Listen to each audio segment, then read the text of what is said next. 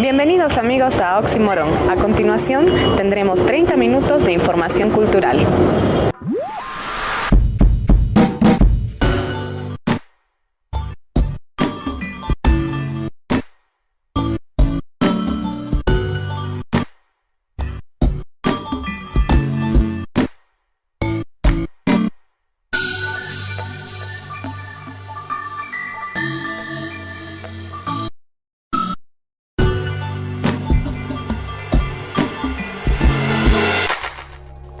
De lo figurativo y lo abstracto.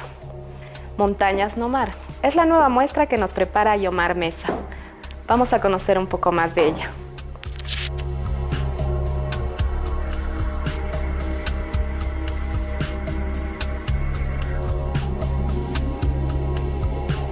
Bueno, yo en mi trabajo he realizado varias series. Al principio, cuando yo empecé, he tocado algo de lo que son el sincretismo entre las creencias católicas, cristianas y lo que es el mundo andino. Después he tocado en otras series algo de la historia de Bolivia, el sentido de los héroes, lo cívico, precisamente en una exposición que se llamaba Hora Cívica. Y después de eso he realizado una serie de mujeres que en verdad es el retrato del retrato, ¿no? Es una ambigüedad porque yo he hecho retratos de maniquís que en verdad dan una ambivalencia entre lo que es la mujer viva y lo que es el objeto o la estatua, ¿no? Y esa es la última serie que he realizado, que se llamaba Debajo de la corteza. Bueno, yo creo que en general, bueno, en mi caso yo pinto o reflejo lo que está en mi entorno, lo que vivo. Yo me he educado en un colegio religioso, me he criado con una enseñanza religiosa y a la vez con todas las mezclas de lo que son las creencias andinas, ¿no? Por ejemplo, la fuerza de la montaña, la fuerza de la tierra, como ese sincretismo, por ejemplo, entre la adoración de la Pachamama, que se junta con la adoración a la Virgen María, o en el caso del Tata Santiago, que se funde con Illapa, y lo que es la fiesta religiosa, que siempre tiene mucho de pagano, y como ambas fiestas están fundidas, ¿no?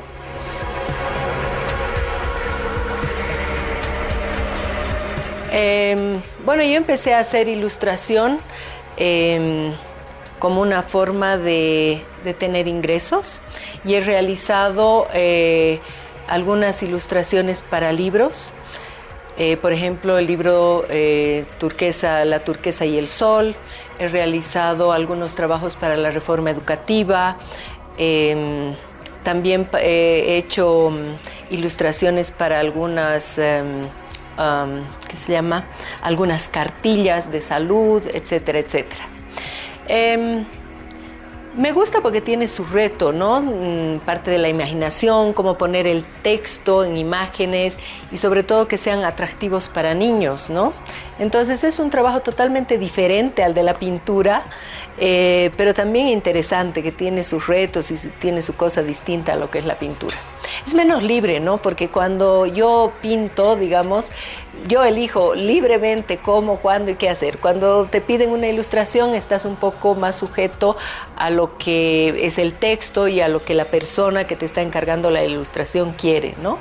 Y en la pintura, donde realmente yo creo que hay un lenguaje que te habla de cosas que están detrás y que trata, en la pintura yo creo que debes tener la intención de no decirlo todo, ¿no? Sino simplemente sugerir.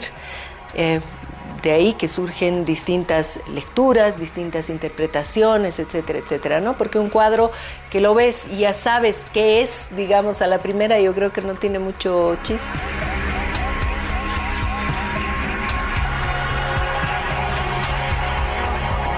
La intención, la verdad es que cuando yo empiezo a trabajar un tema es porque a mí me interesa, porque a mí me parece importante, porque quiero indagar en ello, porque tengo algo que decir.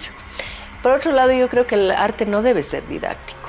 ¿no? No debe enseñarte. El arte tiene otra función, tal vez puede lanzarte preguntas, puede exponerte ideas, ¿no? Pero eso de andar catequizando, no es lo mío.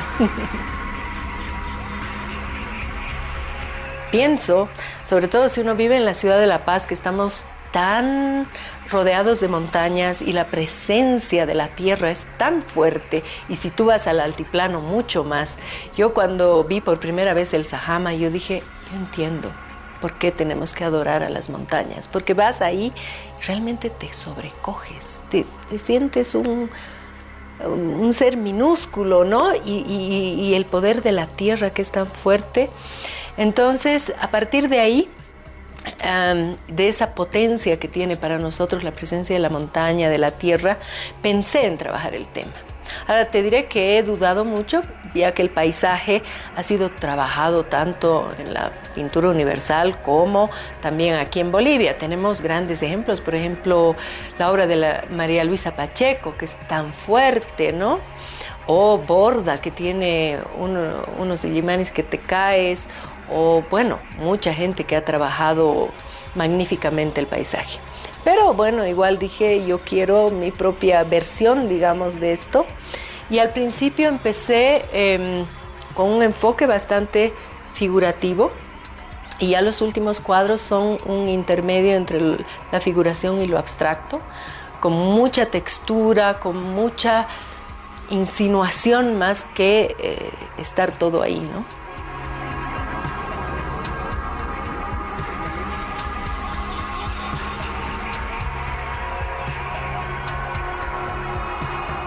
Tengo la inauguración de esta exposición el 8 de septiembre en la Galería Mérida Romero, que queda en San Miguel.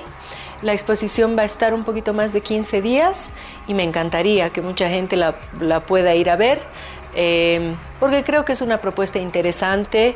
Sí, creo que vale la pena verla y me encantaría que esté muy visitada. Lo conocemos del audiovisual, ahora nos sorprende como director de teatro. A continuación conversaremos con Paolo Agassi.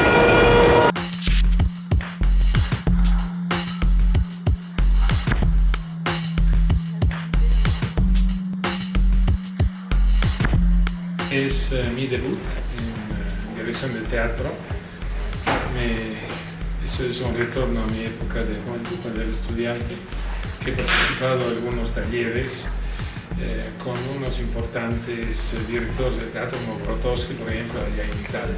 Pero fue un periodo muy corto y después nunca más se me ha ocurrido pensar en el teatro como una forma de expresión.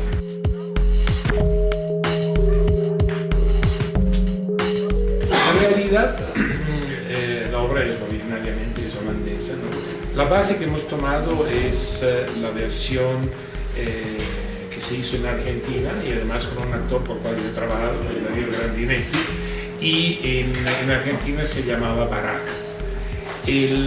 Nosotros, partiendo de esa base, hemos simplificado algunos aspectos, hemos reducido un poco, es bastante extensa, pero eso es la base es la versión argentina, que está más cerca a nuestra mentalidad, a nuestra forma de pensar.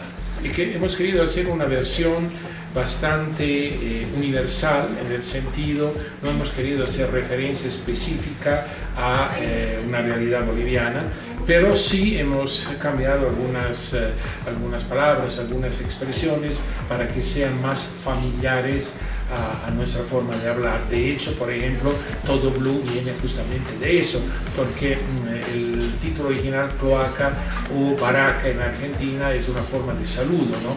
Y acá en los 80 en Bolivia se usaba mucho la expresión, hola, ¿cómo estás? Todo Blue.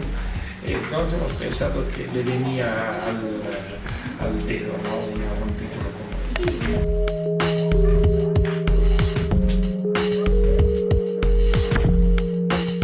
En realidad los actores ya son ellos que me han elegido a mí, porque estaba formado ya el elenco prácticamente, y es uno de los motivos por el cual me han animado a hacer la obra. Después de haber leído el libreto, me gustó mucho, evidentemente es una obra moderna, es una obra que, si bien en todo de comedia analiza algunos aspectos de la vida de un hombre, sobre todo en la época de los 40, ¿no? Que es un poco un balance, un primer balance que se hace en la vida. Entonces me gustó mucho la obra. Pero, claro, el elemento fundamental ha sido contar con estos 4 sectores, al cual después se ha añadido una actriz, María Victoria Rica, que tiene un papel secundario pero muy importante.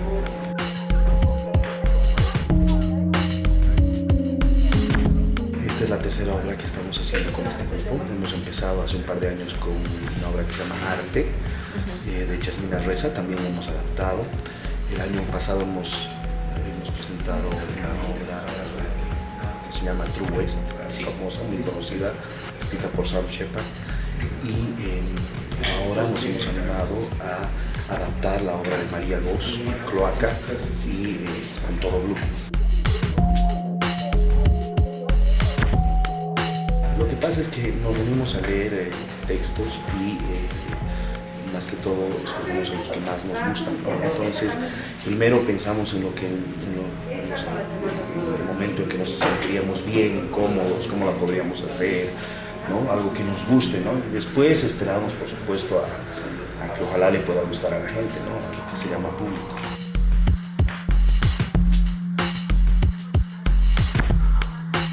Mi personaje es Juan, es un político ambicioso que está esperando unas noticias respecto a que va a ser el futuro ministro de Relaciones Exteriores. Y está muy mal en casa, se peleó con su mujer y termina viviendo en la casa de su amigo, Pedro, interpretado por Fernando Arce. Se va de la casa y va a vivir con él.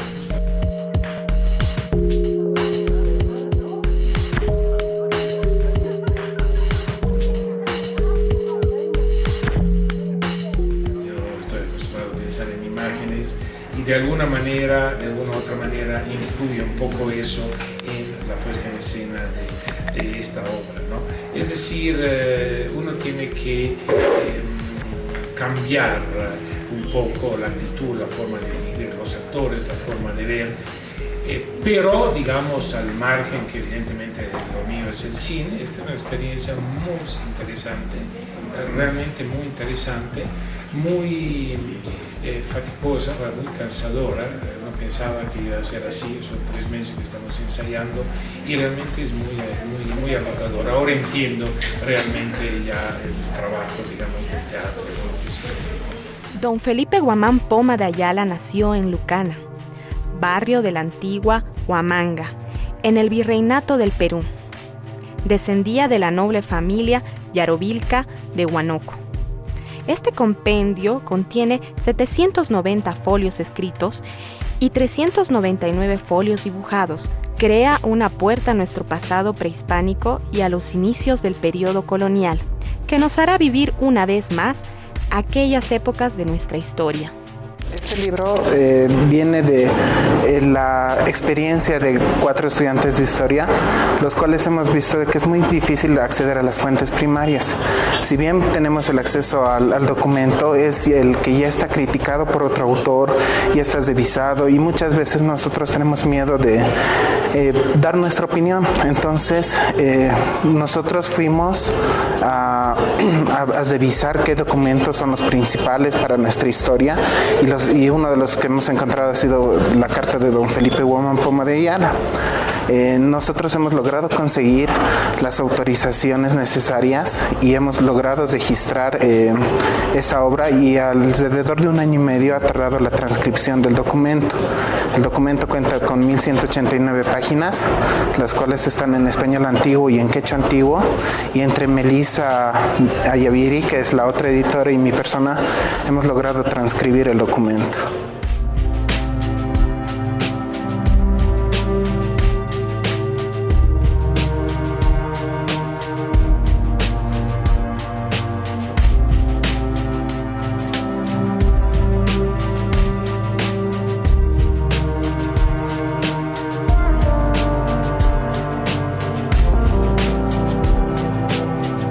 En el caso del título, Guamán Poma hace referencia de que es la primera crónica que se está haciendo sobre la crítica del gobierno. Él criticaba mucho al gobierno colonial español y él propone una nueva forma de un buen gobierno, tal vez rescatando algunas partes de las tradiciones antiguas, prehispánicas. En la primera parte del libro va a contar cómo se vivía antes, qué es lo que se hacía, cómo se comía, a qué edad las mujeres tenían que empezar a trabajar, a tejer, a qué edad los hombres igual se integran a la vida comunal, y propone de que algo de eso se pueda rescatar para el nuevo gobierno colonial que se estaba formando en ese entonces. El documento se termina de escribir en 1619 y Guamán Poma consigue las autorizaciones necesarias para enviarlo al rey de España. Lastimosamente, esta carta jamás va a llegar a manos de Felipe III y se va a perder para principios del siglo XX. Se va a iniciar, se va a descubrir en un pequeño baúl todos estos documentos. Y Paul Gibet, que es el que propone que el hombre viene de Asia por el estrecho de Bering, va a ser el primero en hacer una copia fotostática de esto, porque va a ser el primero que va a ver la importancia de estos documentos para la historia americana.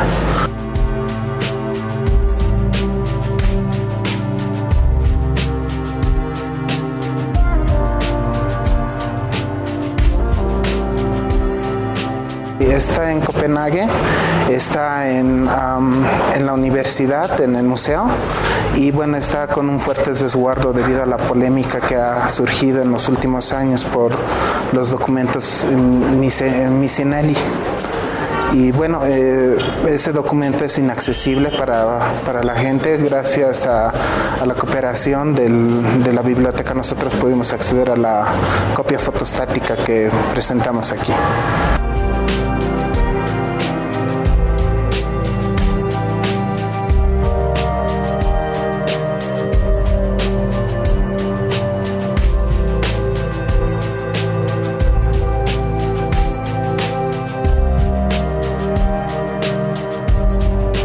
La mayoría de los rezos en quechua son entendibles, incluso hay algunos rezos que las mamás siguen diciendo a sus hijos hasta el día de hoy.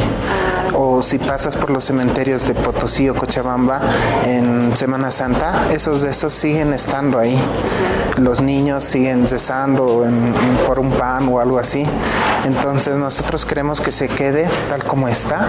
Claro que en la traducción del quechua actual al antiguo hay algunas letras que cambian, pero es simplemente comprendible todo.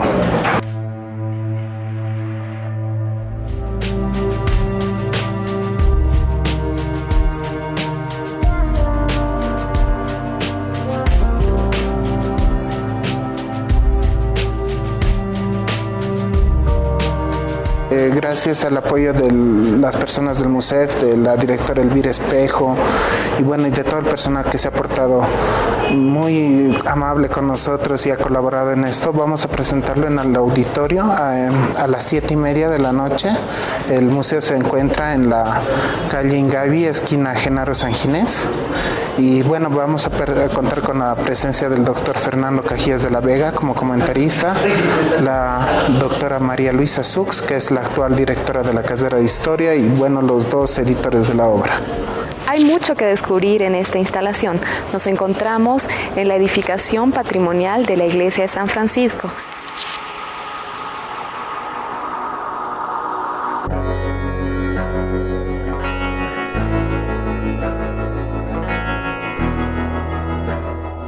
Como te comentaba, este es un espacio donde tenemos la cultura viva, pero no solo limitándonos al periodo colonial, sino anterior al periodo prehispánico.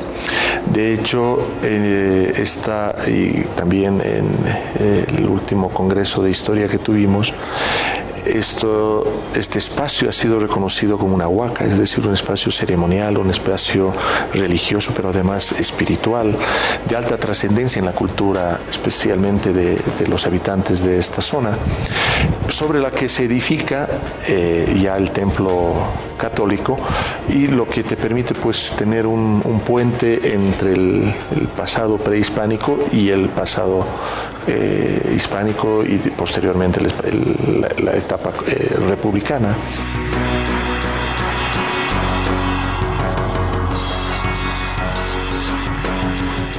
El habitante identifica como un centro simbólico. Verás que en algunas manifestaciones culturales pongamos las salacitas. Recordar que también las salacitas nacieron alrededor y en esta plaza de San Francisco, allá por 1780-81.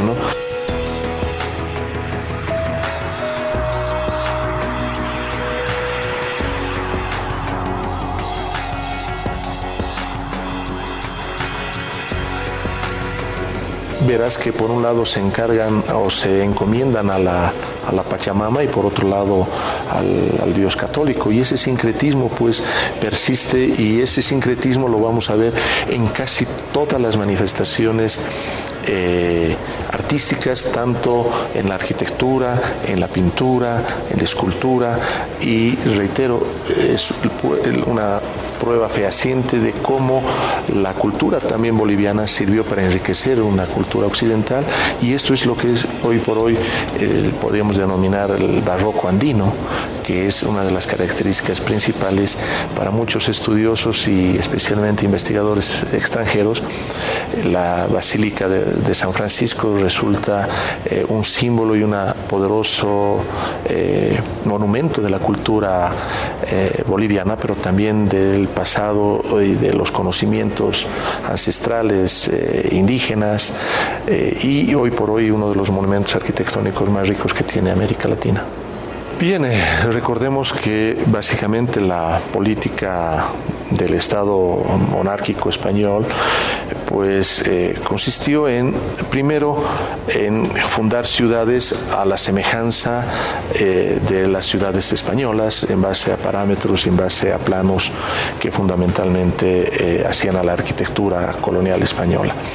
Pero por otro lado también significó, la mayoría de esas ciudades tenían un cercado, es decir, un muro perimetral que le aislaba del mundo indígena, y obviamente era parte de una filosofía, de una concepción de separar lo indígena, lo originario, lo indio de lo que era el mundo español, y pues esa forma de pensar se mantuvo durante muchos años en la época colonial y lamentablemente en diferentes periodos republicanos de nuestro país. Fue algo que se mantuvo especialmente en todo el periodo colonial como una especie de apartheid, de segregación, donde la política española evitaba contaminar a sus ciudadanos con obviamente los valores y con la cultura indígena, pero también trataban de protegerse de qué, aunque los que debíamos habernos protegido éramos nosotros,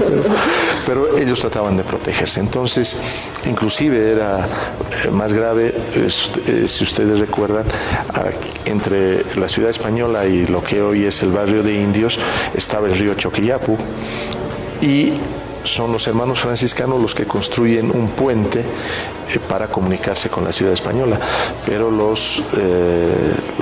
las autoridades del Cabildo y las autoridades españolas imponen guardias de la milicia para evitar que cualquiera pudiera entrar, o sea, no podía entrar cualquiera, y además de eso establecen solo unos cuantos puntos por los que se podían ingresar a la ciudad. Entonces, esto te hace ver que era obviamente una especie también resabio de las ciudades del medioevo europeo, donde las ciudades también se vuelven una especie de fortines, ¿no?, que trataban, como lugares de conquista, trataban de sostener posiciones estratégicas.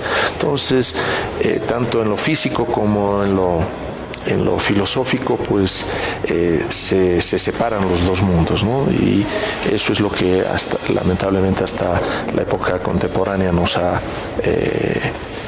tocado vivir, ¿no es cierto? Nos veremos el próximo martes a las 5 de la tarde. Hasta pronto.